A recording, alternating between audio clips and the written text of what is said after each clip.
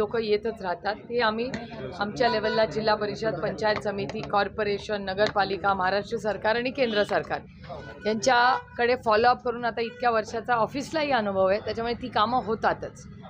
मग दिल्लीतला फॉलोअप असेल, महाराष्ट्राचा फॉलोअप असेल, ती सगळी सिस्टम सेट आहे। पण सातत्याने नोकरी आणि वैद्यकीय मदत ह्याच्या इतका डिमांड वाढलेला आहे, म्हणजे बेरोजगारी तर इतकी वाढलेली आहे, त्याच्यामुळे इतकी मुलं म्हणजे रोज मला तरी 100-150 मुलं आणि मुली जी उच्च शिक्षित आहेत ही सारखी रोजच सगळ्यात जास्त डिमांड हा आहे तो रोजगारासाठी आहे। आणि त्याच्याच खालोखाल प्रत्येक कुटुंबात अनेक लोक असे येतात जे म्हणतात की वैद्यकीय मदताची तातडीने गरज आहे। केंद्र सरकारच्या स्कीम्स आहेत पण त्या हॉस्पिटलला अटॅच नसतात। हॉस्पिटलमध्ये इमर्जन्सीमध्ये गेले तर अनेक ठिकाणी डॉक्टर मदत करतात पण बिलं मोठी मोठी असतात। त्याच्यामुळे रोजगारासाठी आणि वैद्यकीय मदतीसाठी आम्ही एक वेगळा कक्ष इथे काढणार आहे। नोकरीसाठी त्याचा फॉर्मॅट कसा असेल तो पुढच्या 1-8-10 दिवसात तो आम्ही तुमच्यावर शेअर करू।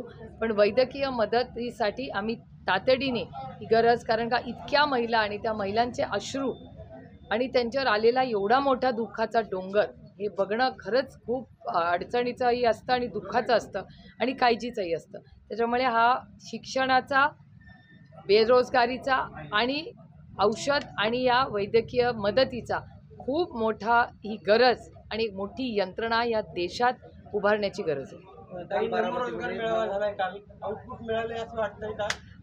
मी त्या डेटाचीच वाट बघते आहे, कारण का अजूनही माझ्याकडे एक ठोस असा डेटा आलेला नाही सरकारकडून आणि त्यांचं म्हणणं आहे की आज संध्याकाळपर्यंत सांगतील मला। पण एकूण जी मुलं मला आज भेटायला आली त्यांना मी विनंती केली की तुम्ही तिथे का नाही गेला, ते म्हणले ताई आम्ही तिथेच गेलो होतो, तिथे काहीच आम्हाला मिळालं नाही म्हणून आम्ही परत तुमच्याकडे इथे आलो। त्यामुळे त्याचा आउटकम काय आहे, एवढा खर्च केला काल सगळा, पण त्याचा क्वांटिफाईड काय आहे हे अजून माझ्या हातात तो डेटा आलेला नाही आहे। त्याच्यामुळे मी वाट बघते की या मेळाव्याचा आउटकम किंवा आउटपुट ज्याला क्वांटिफाय करता येईल आपण म्हणता येईल तो त्याची वाट बघते।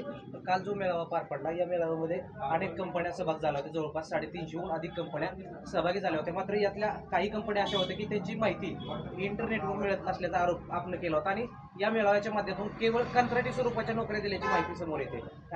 जास्तीत जास्त नोकऱ्या तो फॉर्मॅटही मी काल मागितला होता, त्या सगळ्या ज्या नोकऱ्या होत्या त्या ॲप्रेंटिस किंवा ट्रेनीच्या जास्ती होत्या।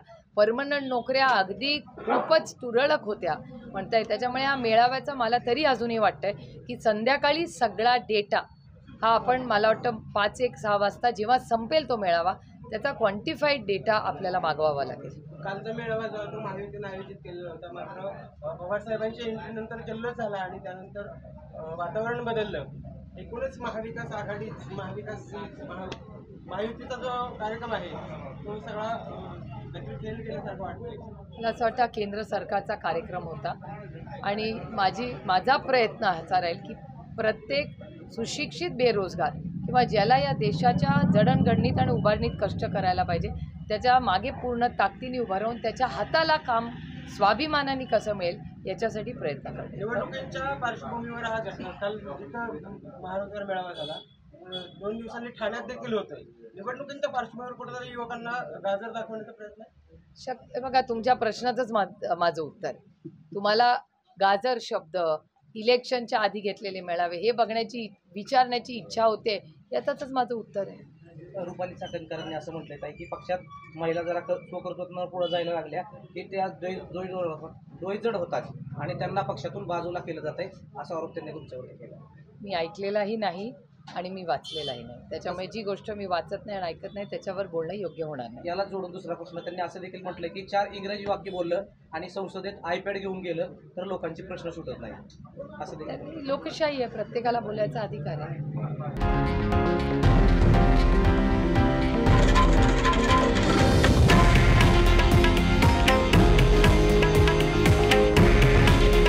हे आहे देशातील नंबर 1 न्यूज नेटवर्क आणि आपण पाहत आहात TV9 मराठी। काळजी तुमची, हित महाराष्ट्राचं।